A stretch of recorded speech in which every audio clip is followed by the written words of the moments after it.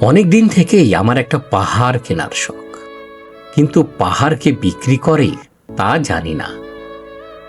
যদি তার দেখা পেতাম, দামের জন্য আটকাতো না। আমার নিজস্ব একটা নদী আছে, সেটা দিয়ে দিতাম পাহাড়টার বদলে। কে না জানে পাহাড়ের চেয়ে নদীর দামই বেশি। পাহাড় স্থানও নদী বহমান। তবু আমি নদীর বদলে পাহাড়টাই কিনতাম, কারণ আমি ঠকতে চাই। নদীটাও অবশ্য কিনেছিলাম একটা দ্বীপের বদলে। ছোটবেলায় আমার বেশ ছোট্টখাটো ছিমছাম একটা দ্বীপ ছিল, সেখানে অসংখ্য প্রজাপতি। শৈশবে দ্বীপটি ছিল আমার বড় প্রিয়।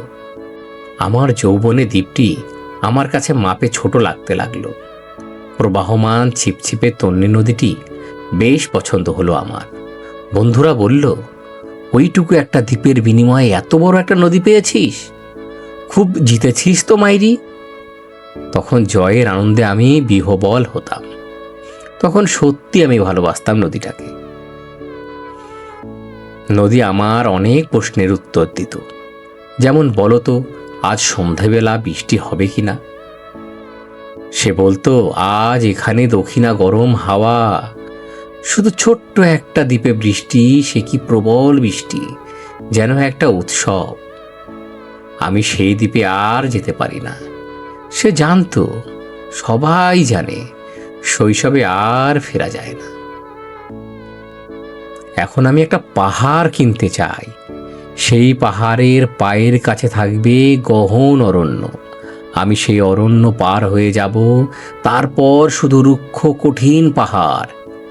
একেবারে চূড়ায়, মাথার খুব কাছে আকাশ, নিচে বিপুলা পৃথিবী, চরাচরে তীব্র নির্জনতা। আমার কণ্ঠস্বর সেখানে কেউ শুনতে পাবে না। আমি শুধু 10 দিককে উদ্দেশ্য করে বলবো, প্রত্যেক মানুষ অহংকারী। এখানে আমি একা। এখানে আমার কোনো অহংকার নেই। এখানে জয়ী হবার বদলে ক্ষমা চাইতে ভালো লাগে। হে 10 দিক, আমি কোনো দোষ করিনি, আমাকে ক্ষমা করো।